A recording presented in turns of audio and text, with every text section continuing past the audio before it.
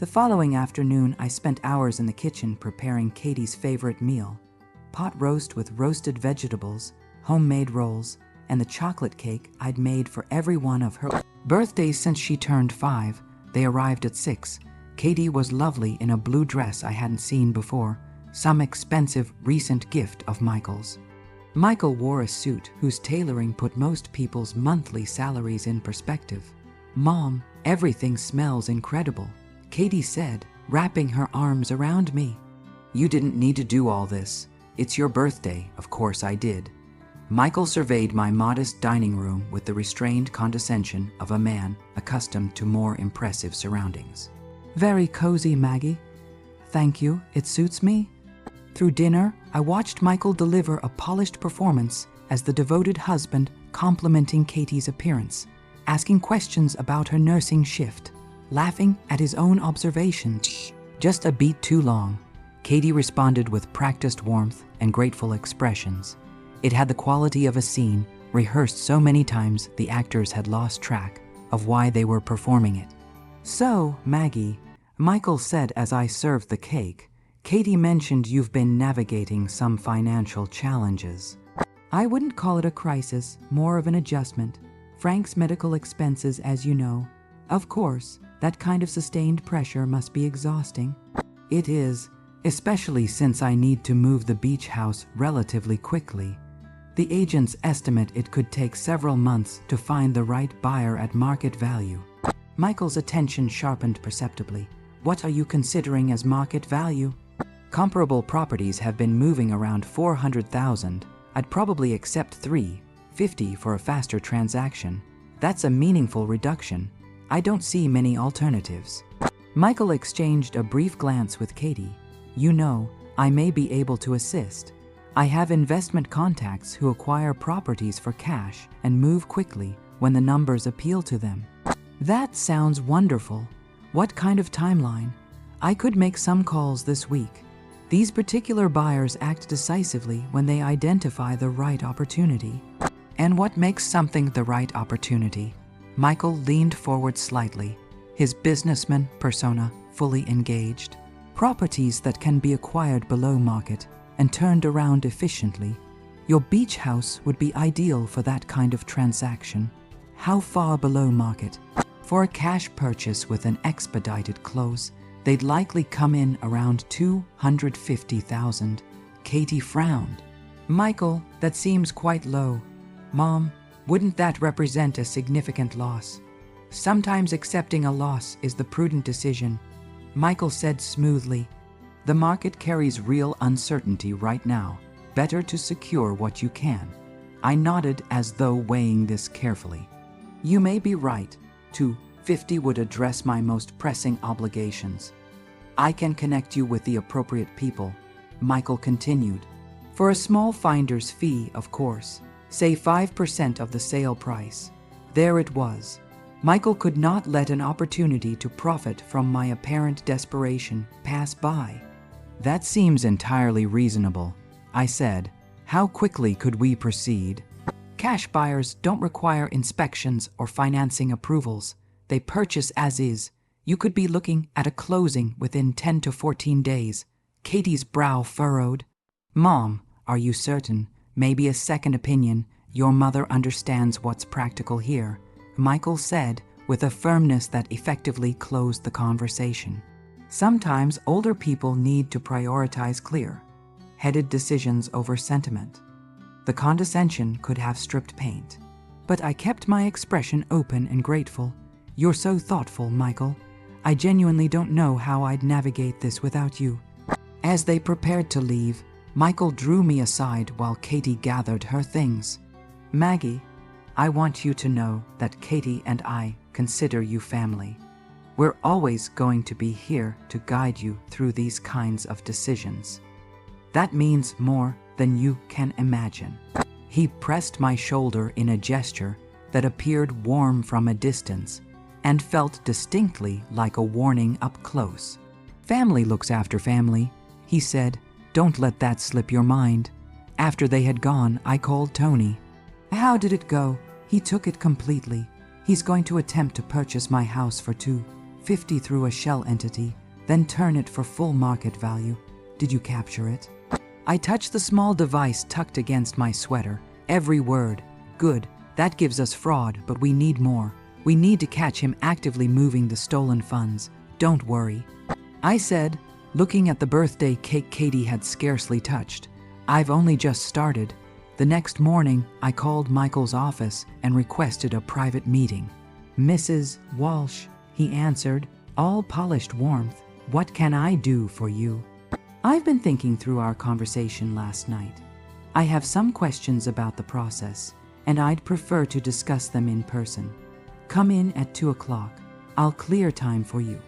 Prestige Investments occupied the top 3 floors of a glass tower in downtown Charleston. The lobby was a deliberate statement: marble floors, imported art, crystal light fixtures, all of it designed to communicate unassailable success. Michael met me at the elevator with his most commanding smile. Maggie, welcome to the operation. His office matched the lobby's ambition: floor-to-ceiling windows, furniture that prioritized appearance over function, photographs positioning Michael beside a gallery of distinguished-looking strangers, a monument to his own carefully manufactured image. Please sit. Coffee, water. Coffee would be lovely. As Michael's assistant was summoned, I cataloged the accessories he wore. The watch alone could have covered 2 months of my mortgage payments, all of it acquired with money his clients believed was being invested on their behalf. So, he said, settling behind the desk, what questions do you have about the sale? Primarily about the timeline. You mentioned these investors move quickly. Very quickly. In fact, I heard back from one of them this morning. He's prepared to move forward immediately. That's promising. What are we looking at? Michael produced a file folder with the practiced efficiency of a man who'd run this performance many times before. He's prepared to offer $240,000 for a cash purchase, closing within 10 days. Yesterday you mentioned $250,000. These investors negotiate, Maggie. They open low, but $240,000 is still an excellent outcome for an expedited transaction. I affected careful consideration. And your finder's fee, given the speed of turnaround and the work you're putting in, I think 8% would be appropriate. 8% of $240,000 was $19,200 in finder's fees, while his shell company was positioned to pocket $160,000 on the resale. The man's appetite was genuinely staggering. That seems fair, I said, but I have to ask this investor. He's completely legitimate. I won't find myself in any kind of legal difficulty. Absolutely above board. I've done significant business with him. And the funds are, they're from a legitimate source. Michael's smile didn't falter, but something behind his eyes did. What kind of question is that? I'm sorry. Frank always cautioned me about transactions that seem too favorable. This is a standard market transaction, Maggie. Nothing unusual. I nodded slowly and signed the first page, then paused at the second. This section about a cashier's check held in escrow. Can you explain the process? Completely standard. The funds are deposited with a neutral intermediary until closing. And who serves as the intermediary? Prestige Investments maintains an escrow account specifically for these arrangements. Of course they did. Michael was routing stolen money through his own company's infrastructure to launder it as legitimate business income. How convenient, I said, signing. Then, just before the final page, I set down my pen as if something had just occurred to me. Michael, I want to be honest with you about something. Of course. I've been frightened, selling Frank's house, making consequential financial decisions completely alone. I feel genuinely out of my depth. Michael's expression arranged itself into something that resembled sympathy. That's completely understandable. These are significant decisions. Which is why I've been thinking about what you said last night, about family looking after family. Yes, I've been wondering if you might be willing to take a broader role in managing my financial affairs.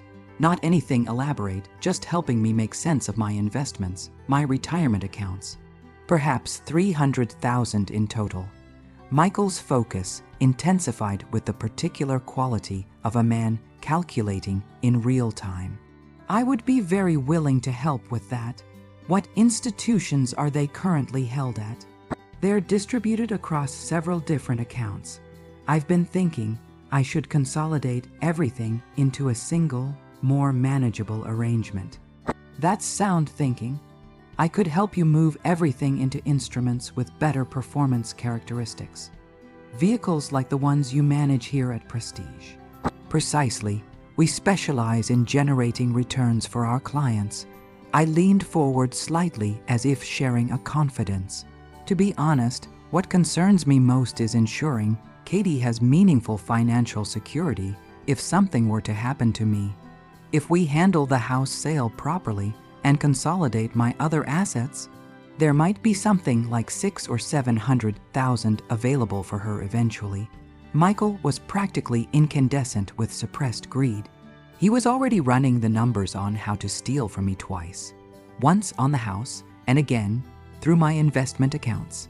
That would provide real security for Katie, he said carefully, and I'd want you designated as the executor of my estate, someone I trust to ensure she's properly provided for. I would be honored. Executive fees for an estate of that size would be in the range of 2 to 3%, so Michael was now angling to steal from my inheritance as well. That seems entirely reasonable. Should we begin the paperwork? I'll have my assistant draft preliminary documents this afternoon. I stood to leave, then paused. Oh, one other thing. I've been having some friction with my current financial advisor. He keeps raising uncomfortable questions about my spending patterns, wanting to verify purchases. Something shifted in Michael's bearing. What sort of questions? About home improvements I've made, certain gifts to family members. He seems to believe I'm spending beyond my documented income.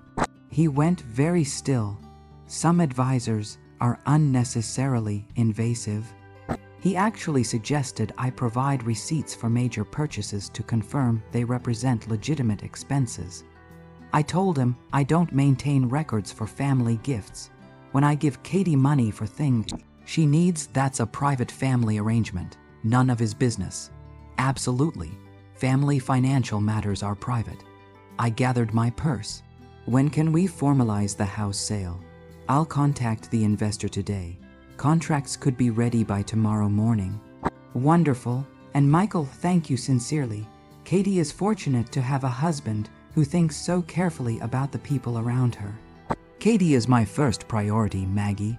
Everything I do is for her. As the elevator descended, I considered the full architecture of Michael's duplicity.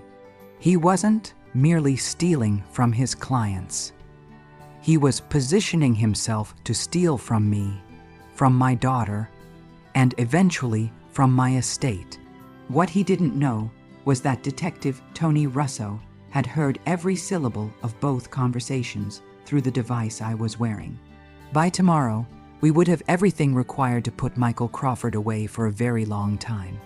The only remaining question was how to shield Katie from the structural collapse that was coming. I was fairly certain I had an answer for that, too.